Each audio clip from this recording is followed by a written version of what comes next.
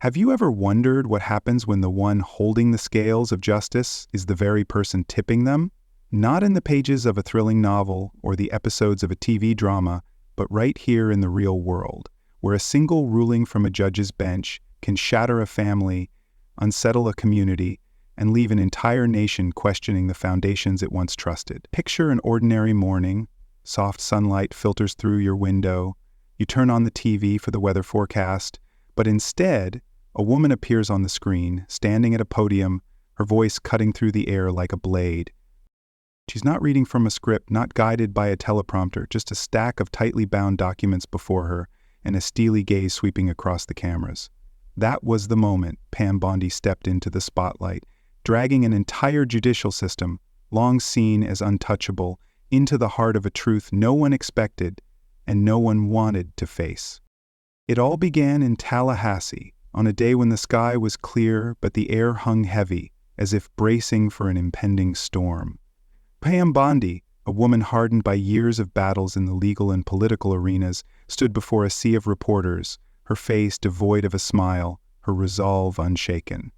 Dressed in a sharp navy suit, her hair pulled back tightly, her voice, low but piercing, rang out like a hammer striking the fragile glass of the justice system.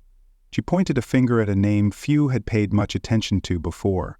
James Boasberg, a federal judge with an impeccable record, once a symbol of dignity and fairness. But today, Bondi didn't call him a judge. She called him a betrayer. A man who had abused his power, obstructed justice, and shielded those unworthy of protection. Whispers rippled through the crowd, pens trembled in reporters' hands, and somewhere in quiet homes across the country, people looked up from their morning coffee, wondering if they'd misheard. The firestorm erupted from a ruling Boasberg had issued just days earlier, a decision that would soon ignite an unprecedented legal war. It was late afternoon in Washington, D.C., the sun casting long shadows through the tall windows of the U.S. District Court for the District of Columbia. Boasberg sat on the bench, his black robe pristine, his demeanor calm as ever, and issued an order banning the deportation of 5 individuals suspected of ties to Tren de Aragua, a notorious gang that even seasoned agents from the Department of Homeland Security, DHS, spoke of with dread. But what stunned everyone wasn't the order itself. It was how it came to be. No written document, no signature, just words spoken from his lips in the courtroom, vague as smoke dissipating into the air. DHS agents stood there dumbfounded, unsure what to do, follow a command with no legal weight, or proceed with the deportation as planned. Bondi didn't see it as a mere oversight by a weary judge after a long day. To her, it was judicial sabotage, a deliberate act, a dagger thrust into the trust of those the system was built to protect. But this wasn't the first time Bondi had set her sights on Boasberg. Picture her months earlier, in her office late at night, the dim glow of a desk lamp illuminating her determined face. Before her lay stacks of thick files, scribbled notes, and internal reports she'd gathered through sleepless nights. The faint smell of burnt coffee wafted from an old machine in the corner, but she paid it no mind. Her eyes were locked on the pages, as if they were a map to a buried treasure, or rather, a secret hidden too long. Among them was a file that kept her restless, encrypted messages from the Signal app, obtained through a secret subpoena her team had fought tooth and nail to secure. One message, from a federal employee to Boasberg, read, "They're planning to drop some stuff by late March, but don't worry, Jay, I'll handle it on this end." Another, shorter but chilling, "Keep it quiet." The words weren't as clear as a confession scrawled in red ink, but they painted a troubling picture, that Boasberg wasn't just making errant rulings in a moment of impulse, but might be playing a game of power where the pawns were innocent lives caught in the crossfire. Back to the deportation case. The situation quickly spiraled into chaos. When DHS chose to ignore Boasberg's verbal order and proceed with the deportation, he didn't sit idly by. From his office, he issued a stern warning through his clerk. DHS would face prosecution for contempt of court if they didn't halt immediately. Agents stood in the frigid corridors of their headquarters, phones buzzing incessantly, voices from superiors crackling with tension. What do we do now? There's no paper trail, nothing. But legal analysts swiftly pointed out a fatal flaw. Without a formal document, Boasberg's order held no enforceable weight. It was a legal ghost, unable to stand in the light. So why had he pushed it to such a breaking point? Bondi believed it wasn't carelessness or a lapse from an experienced judge. To her, it was a tactic, a way to delay, to shield someone, or to bury something far bigger than he wanted the world to know. And she wasn't alone in this fight. Her team had been quietly gathering intel for months, hushed interviews with Boasberg's former clerks who'd overheard odd late-night calls. Internal notes from a whistleblower in the D.C. court slipped to her in crumpled scraps reading, "He knows something, and he doesn't want anyone to find out." And those fragmented, sharp-edged signal messages like shards of broken glass reflecting a truth no one dared confront. James Boasberg wasn't a stranger to the legal world. Born into a family steeped in academic tradition, he grew up amid the tree-lined streets of Georgetown, excelling at Yale with accolades ringing in his wake. His career was a steady climb. From a junior judge at the D.C. Superior Court, he was appointed by President Obama to the U.S. District Court for the District of Columbia in 2011. And by 2020, he'd risen to preside over the Foreign Intelligence Surveillance Court, FISA, a rare position of power, granting him access to the nation's most sensitive secrets, from FBI surveillance operations to national security probes. On paper, he was untouchable, a figure cloaked in a web of connections stretching from the plush law offices of K Street to the discreet meeting rooms of Capitol Hill. Those who'd worked with him described him as calm, meticulous, always wearing a faint smile and a piercing gaze that seemed to see through anyone. But beneath that surface, cracks began to show, and Bondi was among the first to spot them, not through words, but through his quiet actions, his ambiguous rulings, and the unexplained gaps in his record. Picture Bondi one late evening just weeks before she publicly accused Boasberg. Her office was steeped in darkness, save for the glow of her desk lamp casting shadows across her tense face. Before her stood a large whiteboard scrawled with notes, arrows, and names circled in red ink. At the center of it all, James Boasberg. She wasn't alone. Beside her was a small team of legal advisors, bleary-eyed from hours of digging into his past. Cases he'd overseen, delays he'd imposed without clear reason, and connections he'd never disclosed. One advisor, a middle-aged man with glasses slipping down his nose, pointed to a scribbled line, "Signalgate." He didn't recuse himself despite an obvious conflict of interest. Bondi nodded, her lips pressed tight. Signalgate. A minor lawsuit at first, about senior officials using Signal for unlogged communications, had ballooned into a ticking time bomb when it landed in Boasberg's hands. He didn't just keep the case, he pushed hearings into closed chambers, sealed witness lists, and barred press access. Bondi didn't buy it as the caution of a seasoned judge. To her, it was a deliberate effort to shield someone or something from scrutiny.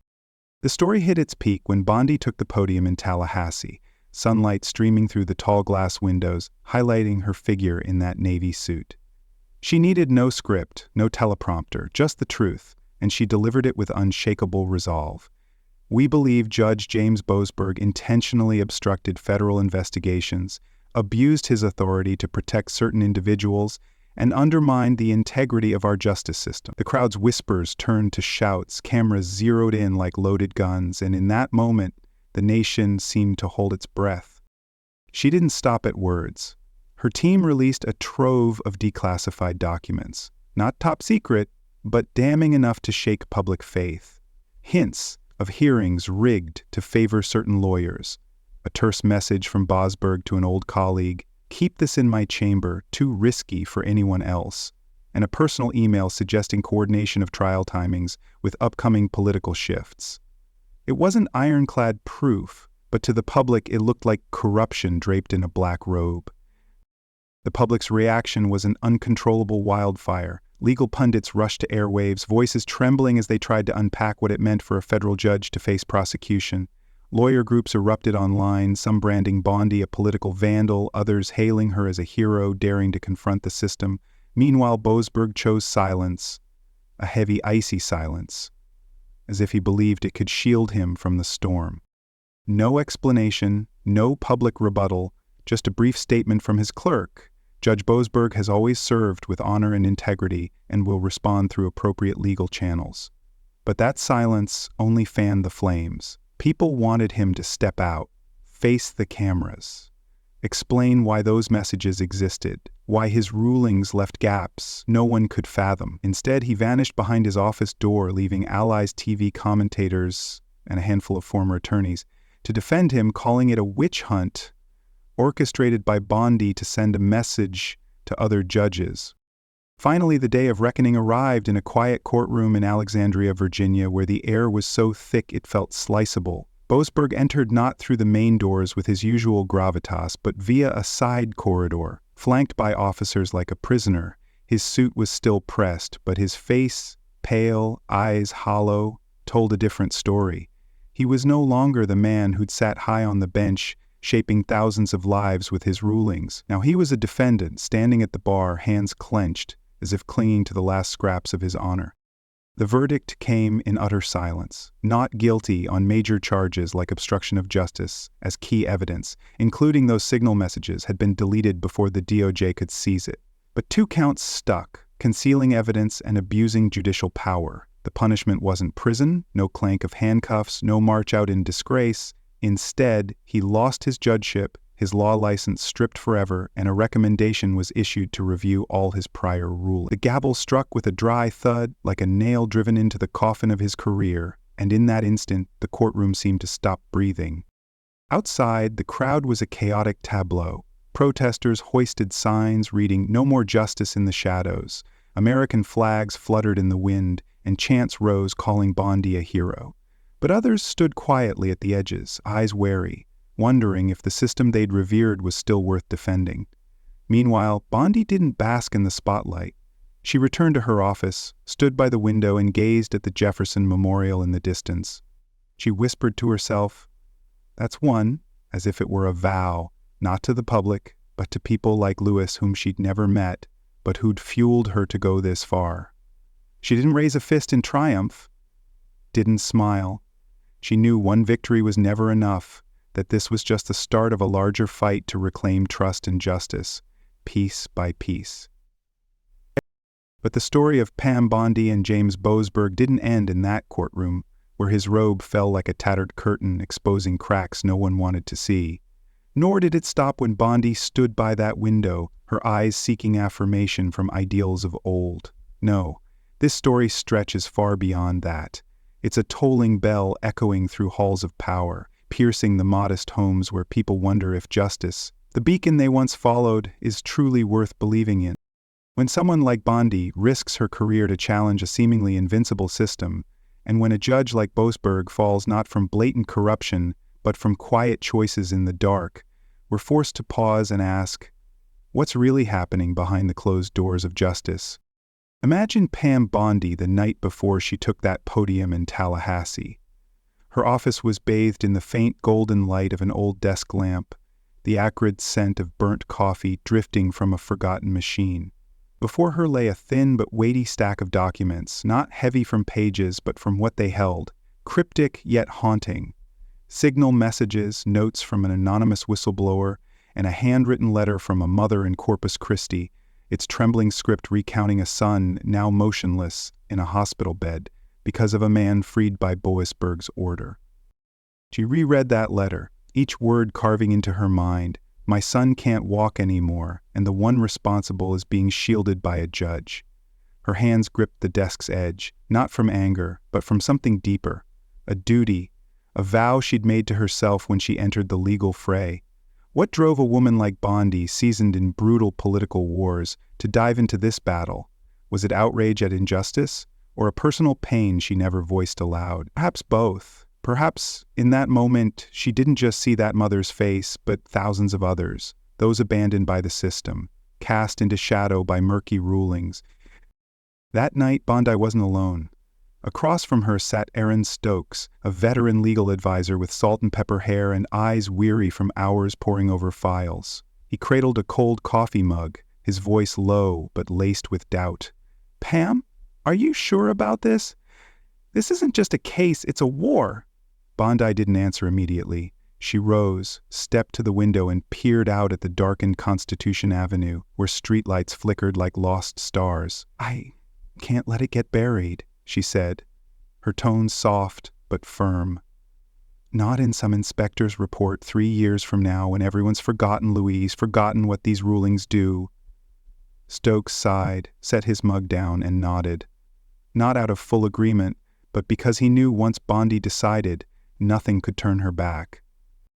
And then there's James Boasberg, the man who once strode into courtrooms with regal poise, his black robe billowing like a symbol of unassailable authority. Picture him in the days before it all crumbled, seated in his office at the district court, the glow of an antique chandelier bathing his calm face. Before him sat a phone, its screen lighting up with a message from an old friend. "Jay, we need to keep this under control." He read it, his fingers brushing the edge of his oak desk, and in that moment he faced a choice. Did he truly believe he was safeguarding a greater good? That delaying a case, hiding a document, or issuing a verbal order was necessary to keep the judicial machine humming? Or was it just an excuse to preserve the network he'd built over decades, from whiskey-soaked nights on K Street to discreet handshakes on Capitol Hill? A former clerk, speaking anonymously later, said, "He wasn't evil, he thought he was doing right, but that's not enough. Not when you wear that robe." Those words cut like a knife, sharp, precise, unrelenting. Imagine Boasberg the night before Bondi's public accusation. He sat alone in his upscale Georgetown apartment, the fireplace's flickering light dancing across his lined face. A glass of red wine rested before him, but he didn't drink, just gripped it tightly as if it were the last anchor keeping him from the abyss. He knew the storm was coming. He'd heard the whispers in the courthouse halls, seen the wary glances from colleagues, and deep down, he knew those signal messages. Ones he'd thought would stay buried had surfaced. He could have called someone, tried to erase more evidence, but he didn't. He just sat there, watching the flames die, wondering if all those years on the bench, the rulings, the praise, the handshakes, were worth this moment. He didn't know that blocks away, Bondi was preparing to take the podium, and when she did, the world would shift. This isn't just a tale of two people clashing in a legal duel. It's about what happens when trust, the fragile thread tying people to the system, snaps. When Bondi stood before the public, her voice sharp yet steady, she wasn't just targeting Boasberg. She was aiming at a system where power sometimes shields personal gain over serving justice. Think of the moment she got that letter from Corpus Christi. Perhaps she sat there, in silence, picturing that mother's son, a young man with dreams, now trapped in a motionless body because of a ruling no one could explain. That's when she decided, I can't let this vanish into a report 3 years from now. It wasn't the boast of a politician chasing glory, it was the oath of a woman who knew justice isn't just laws on paper.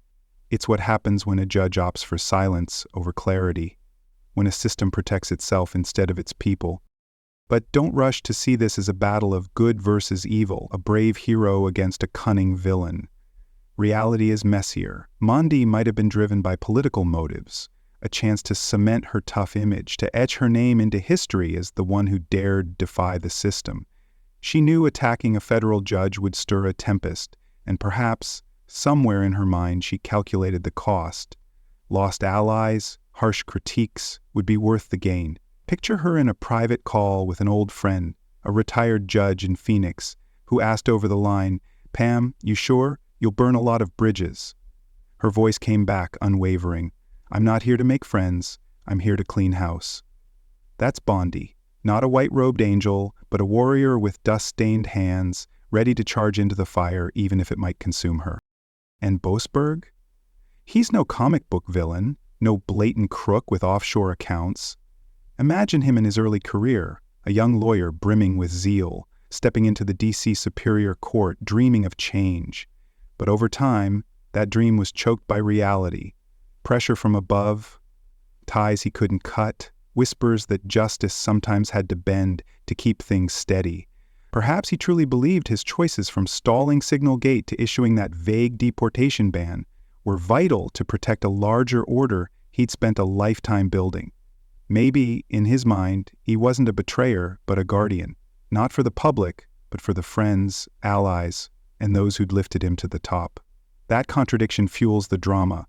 Two people, each convinced they're right, but only one willing to step into the light and face the fallout. Picture Boasberg in that Alexandria courtroom as the verdict was read, the gavel struck with a dry thud sealing the coffin of his career. He didn't look up, didn't meet anyone's eyes, just a faint tremble in his shoulders beneath his pressed suit. Outside the crowd cheered, some waving signs, "No more justice in the shadows," while others slipped away quietly, questioning if the system they'd trusted was worth saving. Meanwhile, Bondi stood by her office window, gaze distant. She didn't smile in triumph, didn't raise a fist. Maybe she knew one was never enough, that each victory came with burned bridges, turned backs, and unanswered questions. Could she change the system, or just leave a fleeting scar on its surface? But she didn't turn back. She stood there, watching DC's streets, and within her the fire still burned, not for victory, but for people like Luis, whom she'd never met but who drove her this far. This is a story of justice, not the ideal justice of textbooks, but a living, flawed justice shaped by humans with all their frailty, greed, and rare courage. When Bondi spoke out, she didn't just shatter the silence around Boasberg. She forced us all to see the system's cracks we often pretend don't exist. And when Boasberg fell, he left a question hanging in the air. Does power lie in what you say before the cameras, or in what you choose when no one's watching? The answer isn't easy, but that difficulty is why we can't look away, a tale not just of law but of trust, morality, and what happens when both are pushed to the brink. The cracks in the justice system don't just echo through corridors of power or the paper-strewn offices of the DOJ. They seep into the quiet corners of everyday life, where nameless people, those never facing cameras or gracing headlines, bear the weight of decisions made far above. When Pam Bondi chose to drag James Boasberg into the light, she didn't just challenge a judge or a system. She unknowingly touched lives already fragile, people caught between justice and shadow. This isn't just about signal messages or murky courtroom rulings. It's about tears no one sees, sighs choked back in the night, and moments when trust is torn apart without explanation. Step away from the spotlight of Tallahassee and Alexandria and peer into those shadows where the story truly lives, where the wounds never heal. Imagine Maria Gonzalez, a mother in a modest home in Corpus Christi, Texas, where the scent of corn tortillas lingers though no one eats anymore. Her son Luis's room is now just the steady hum of a ventilator breaking the silence. He was once a vibrant 24-year-old, a border patrol agent with bright eyes and a wide smile, dreaming of protecting the land his family had called home for 3 generations. Luis would tell his mother about his night patrols, his voice brimming with pride. "Mom, I'm doing what's right. I'm keeping people safe." But one fateful night, chasing 2 suspects tied to Tren de Aragua, Luis was attacked, a blow from behind so fierce the crack of his spine echoed in the desert chill. He fell, blood staining the sand, and when his team pulled him from the dark, they knew nothing would be the same. Those men should have been deported, but a ban from Boasberg, spoken without paper, kept them here, a choice no one, not even DHS, could fathom. Maria knew nothing of Signal Gate or the closed-door meetings in D.C. She didn't know about encrypted messages or the power webs Bondi aimed to unravel. All she knew was rushing to the hospital, barefoot on cold floors, as a doctor met her with empty eyes and said, "Luis will never walk again."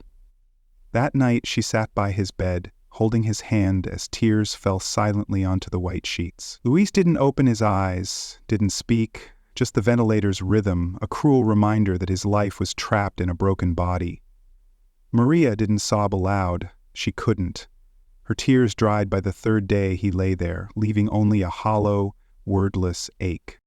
But one sleepless night, as moonlight spilled through the window onto Luis's pale face, Maria grabbed a pen and paper from the kitchen table.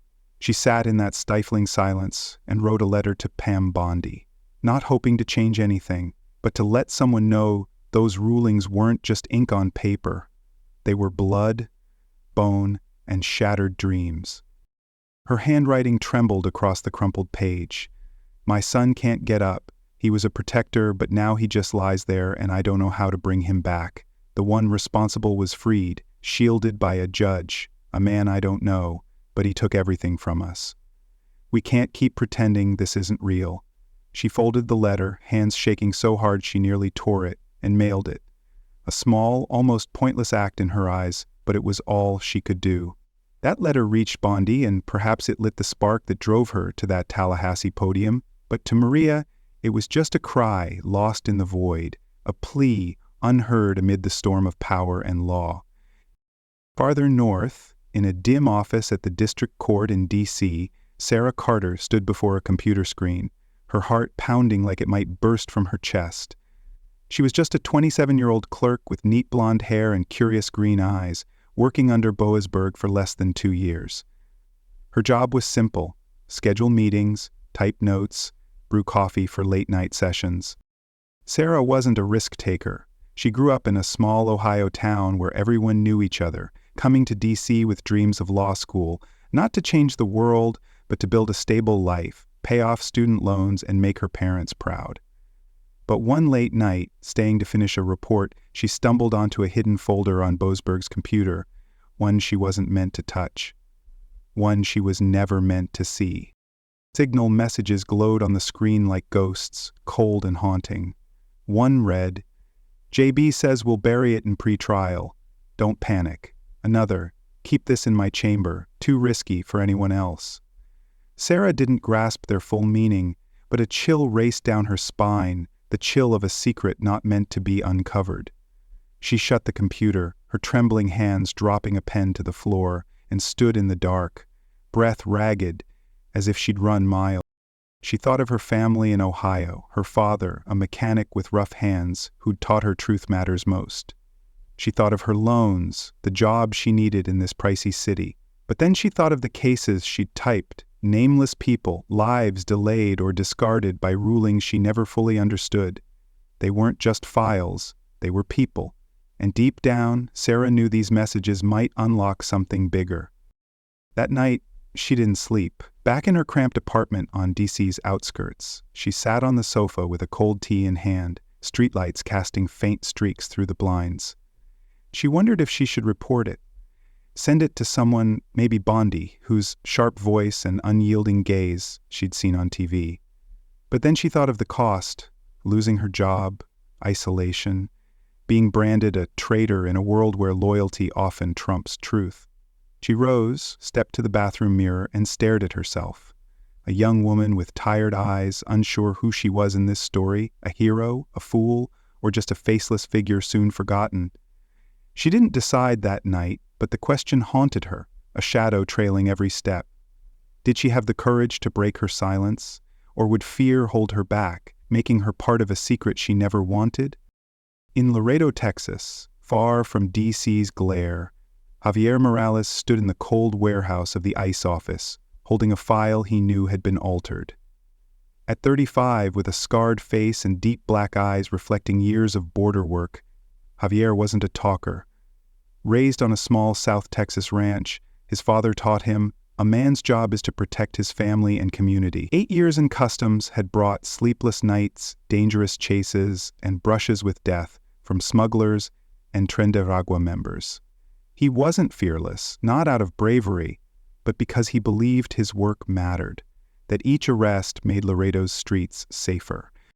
But a case 2 years ago changed everything. He remembered that night, a moonless sky, cold wind whipping through dry brush, his team's footsteps pounding as they nabbed suspects linked to an El Paso murder.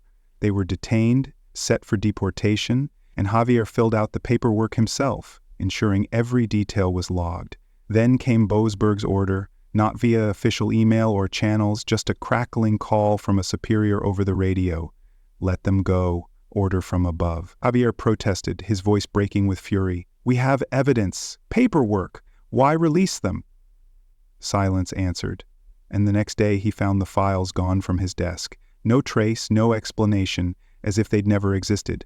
Months later, one of those suspects was caught again, this time for attacking Javier's colleague, a young father of 2, now sidelined by wounds that won't heal. That night Javier came home, fists slamming the living room wall until blood seeped from his knuckles onto the white paint. His wife Elena stepped in, eyes wide with worry. "Javier, what's wrong?" He couldn't answer, couldn't speak. He just sat, head bowed, wondering if his work, years at the border, nights away from family, risking his life, meant anything when a DC judge could erase it with a nod. He didn't know Pam Bondi until she appeared on TV, her voice cutting through the kitchen's small speaker. "This isn't politics, it's about trust, and Judge Boasberg broke it." Javier rose, switched off the set, and for the first time in months felt a jolt, like someone finally understood what he'd endured, like someone was fighting for what he'd lost. People like Maria, Sarah, and Javier never stood in that Alexandria courtroom when Boasberg's verdict was read. They didn't hear the gavel's dry strike, didn't see his shoulders tremble as his career dissolved, but they felt its weight, not through headlines, but through the scars the system left on their lives. Maria still sat by Luis's bed each night, stroking his hair and whispering old stories, knowing he couldn't hear. Sarah still walked the district court's halls, eyes down as she passed Boasberg's old office, her heart heavy with whether to act on what she knew. And Javier still drove border roads, rough hands on the wheel, sharp eyes weary but ready, braced for the next fight, though unsure he had the strength to keep going. When Bondi took on Boasberg, she didn't just target him. She aimed at an invisible web that left Luis bedridden, Sarah fearful, and Javier disillusioned.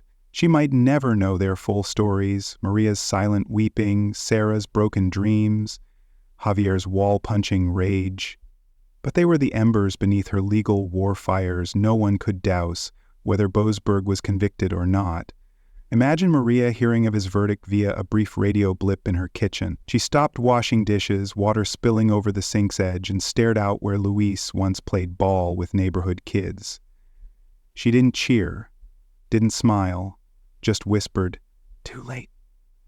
Her voice didn't echo through Power's halls, but it carried a weight no Alexandria courtroom heard, a verdict of its own. In D.C., Sarah stood in Boasberg's empty office after he left, hallway light catching tears she fought back. His chair sat there, dusted over, and she touched it, seeking an answer. She thought of those signal messages, sleepless nights, and wondered if now was the time to send them to Bondi, to step from the dark, even if it cost her everything. She pulled out her phone, fingers hovering over the screen, but paused, breath quickening. She didn't know that blocks away Bondi stood by her window, gazing at D.C., asking herself the same. Was all she'd done enough to change anything? And Javier, parked by the border under a cold moon, scars glinting on his face, deep eyes fixed on the endless dark. He flipped on the radio, a reporter's voice detailing Boasberg's fate. No jail, but his judgeship gone, his legacy dust. He switched it off, leaned back, and smiled for the first time in months. Not triumph, but a weary man glimpsing hope amid shadow. He didn't know Bondi, Sarah, or Maria, but in that moment he felt they stood together, if only in silence. This is the story of those never named, yet its heart. When justice is tested, it's not the podium speakers or robed judges who suffer most. It's people like Maria, Sarah, and Javier, living with choices they never got to make. It's not just about Bondi or Boasberg, it's about the cracks they left and those still trying to cross them, though their feet are worn. But now, it's no longer theirs. It's yours, you reading this, feeling those scars wait, deciding if these cracks widen or begin to heal. The story doesn't stop with Maria Gonzalez, silent in her Corpus Christi kitchen, water overflowing the sink as she heard Boasberg's verdict. It doesn't end with Sarah Carter, the young clerk in his empty D.C. office, eyes torn between fear and the urge to speak. Nor does it close with Javier Morales, the customs agent in his truck under Laredo's moon, rough hands gripping the wheel like it's his last lifeline to hope. These people, never at podiums or benches, are this tale's core, but now it's yours. Yes, you reading this wondering if justice is truly a guiding light or just a flickering glow snuffed out by power's winds. The story of Bondi and Boasberg, of the wounds they left on lives like Luis, Sarah, and Javier, poses a question only you can answer. What will you do when faced with the fork between silence and truth? Imagine you're Maria penning that letter to Bondi. You sit in a dim room in Corpus Christi, a bedside lamp casting light on your son's face, once alive with laughter, now still, trapped in a body that won't obey. The ventilator's hum stabs your heart with each beat, and you wonder where your life veered to bring you here. Your hand shakes, ink smudging the page, as you write, "My son can't get up. He was a protector, but now he just lies there." You don't know Pam Bondi, don't know what she could do, you just know if you don't write, don't send it, the pain will swallow you. Would you mail that letter, knowing it might be ignored, lost among thousands? Or would you fold it, tuck it away, letting the ache gnaw at you until you're a stranger in your own reflection? Maria chose to write, to send, not for victory, but because she couldn't bear more silence. What about you? When you see injustice, a loved one hurt, a truth buried, will you stand or turn away? Now put yourself in Sarah's shoes, in Boasberg's dark office, heart hammering as signal messages glow on the screen. JB says we'll bury it in pretrial, don't panic. Those aren't just words. They're a living secret, a bomb that could ruin your career but light up shadows you've always sensed. You feel the chill down your spine, breath racing like you've fled a storm. You think of your family, parents in a small town sacrificing so you could chase a better life in DC. You think of your job, bills to pay, the life you've built brick by brick. But then you think of the cases you've typed. Nameless souls, lives stalled or lost to rulings you never grasped. Would you step from the dark, take what you've seen to Bondi, to the world, even if it costs everything? Or would you shut the screen, erase the traces, telling yourself you're too small to shift anything? Sarah stood there, teetering between fear and courage, undecided, but the question lingers.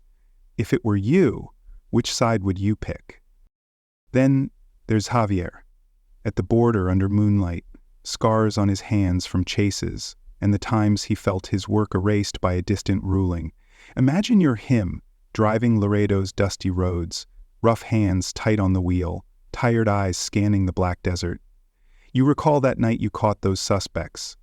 Footsteps pounding, teams shouting, the satisfaction of doing right, but then the order to release them came. No paper, no reason. And months later, you stood by a colleague's hospital bed, a young father with teary eyes saying, "I can't care for my kids anymore." You punched the wall, blood seeping from your knuckles, wondering if your work, sleepless nights, brushes with death, still matters. But then Bondi's voice crackles through the radio, sharp and unyielding.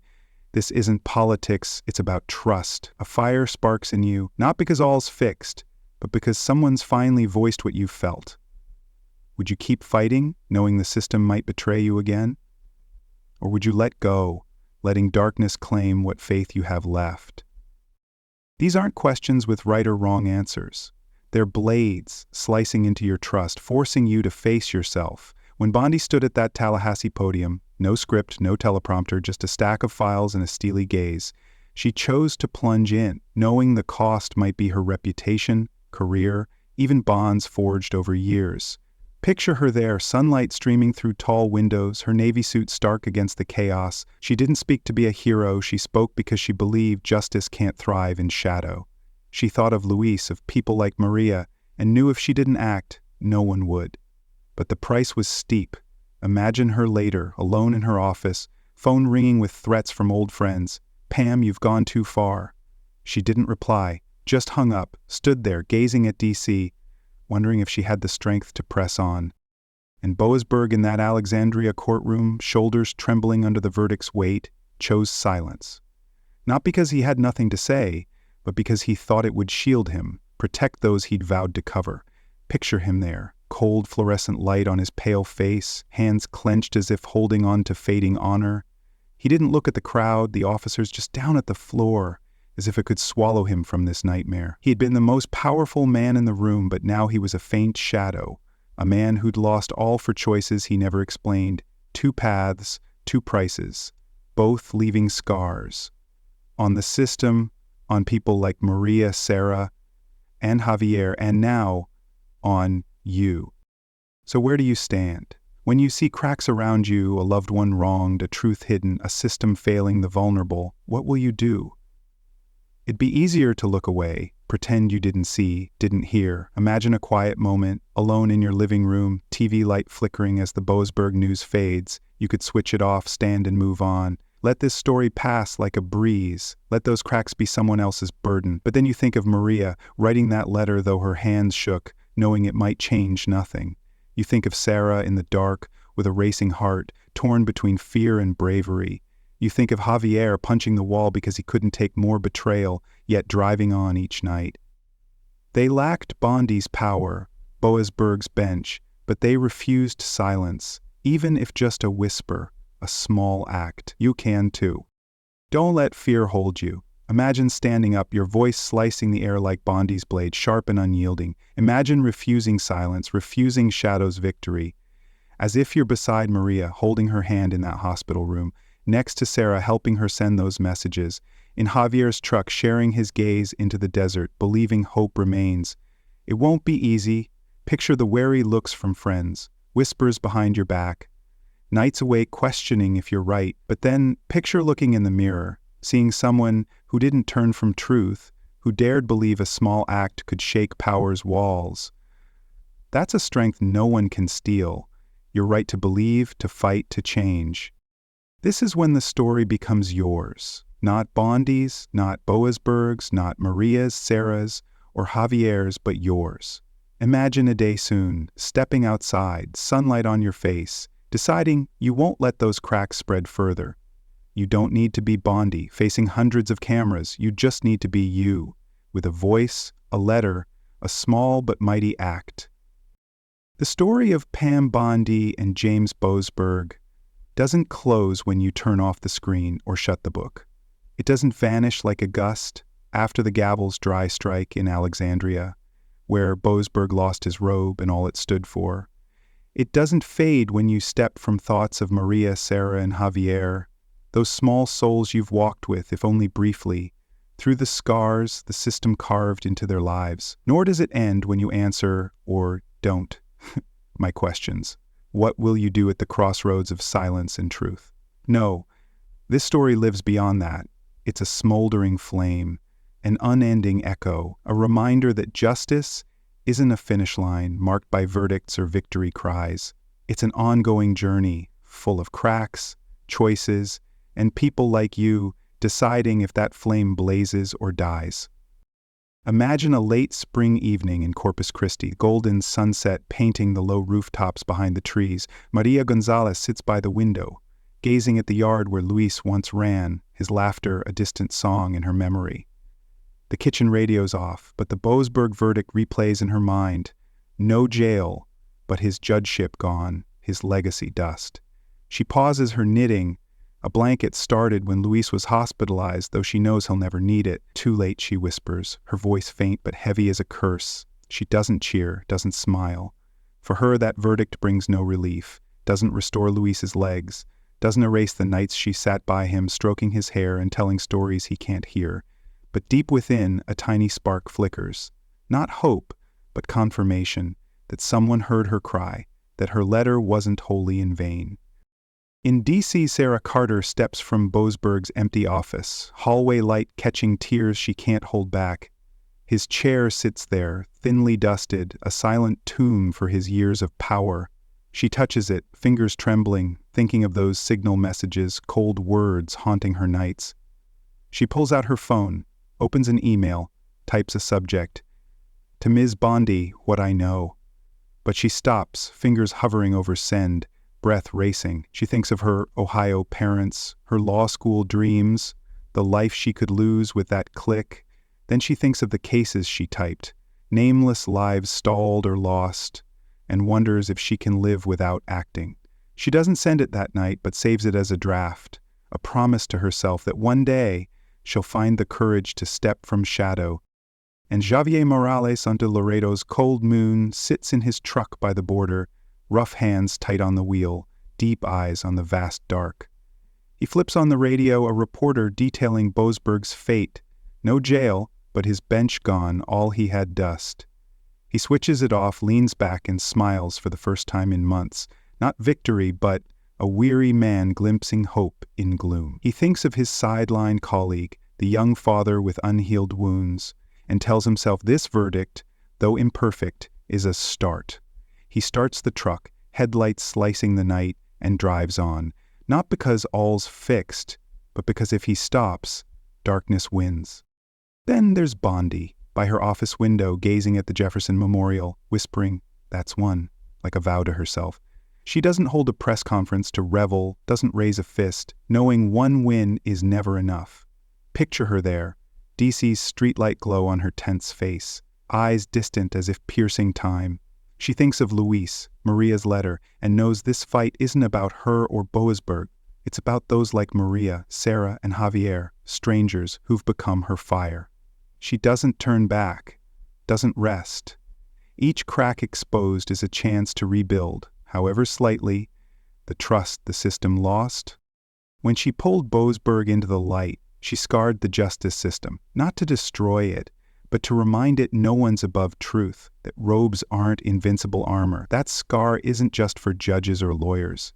It's for us all. Imagine hearing of Boasberg's verdict, maybe in your living room, TV light dancing on your face, or driving, a reporter's voice crackling through. What do you feel? Satisfaction that someone paid? Doubt that too many cracks remain? Or hope that this is a beginning? That scar warns us the system isn't a perfect cold machine. It's run by humans, with all their flaws, greed, and rare bravery. Bondi chose courage, though it cost her bridges and wary looks from old allies. Picture her late after the verdict, phone ringing with an ex-colleague's fury. "Pam, you've ruined everything. Who do you think you are?" She doesn't answer, just hangs up, stands there, gazing at DC, wondering if she can keep going. But then she thinks of Luis, Maria, and knows she can't stop, not for acclaim, but because justice must be reclaimed, piece by piece, however worn her hands become. Boasberg chose silence, and his price was collapse. Not just his career, but a legacy he thought untouchable. Imagine him post-verdict, leaving DC quietly. No goodbyes, no backward glance. He moves to a small suburban home unknown, sitting alone each night, staring at an empty yard, wondering if he could have chosen differently. He wasn't evil, not to himself. He believed he guarded a greater order, that his choices kept things from crumbling. But in that courtroom, shoulders shaking under the verdict, he knew silence betrayed him. And now, there's nothing left to guard. This isn't about their win or loss, it's about what lingers after the dust settles. A question in the air. Can we rebuild trust from these shards? Picture yourself before a mirror, facing yourself after this tale. What do you see? Someone ready to speak, like Bondi, though your voice might quiver? Someone stepping from shadow, like Sarah, heart pounding with fear? Or someone fighting on, like Javier, hands weary from wall punching? This isn't about perfect answers. It's about feeling those questions weight. Because real justice isn't in law books or grand courtrooms. It's in the small choices you make daily, refusing to ignore, refusing fear's script, believing even a whisper can shake power's walls. This isn't an end, it's a door cracking open. As Boasberg fades from DC, his name dimming in headlines, his fall's echo lingers in courthouse halls, in rooms where other judges now sit, robes pressed, rulings in their hands. Picture them each morning donning those robes, glancing in mirrors, wondering if they can dodge the cracks Boasberg left. That echo isn't loud like a gavel or crowd's roar, but it's there, a quiet reminder that even the highest seats can fracture, and when they do, it's not the crash's size that matters, but what we learn from it. Bondi steps back too, but her shadow remains a smoldering flame, not for glory, but for showing us sometimes a scar is needed to heal a body that forgot its weakness. Imagine her, one calm morning, post-verdict, in her office with hot coffee, watching DC wake. She doesn't read papers, doesn't tune in, just sits, reflecting, wondering if she could have done more. Then she rises, sets the mug down, and presses on, knowing this fight never ends, that each crack bared is a chance to rebuild trust, bit by bit. And you carry this story forward. Imagine a day soon, stepping out, sunlight on your face, deciding these cracks won't widen more. You don't need Bondi's stage, hundreds of lenses. You just need you, with a voice, a letter, a small, mighty act.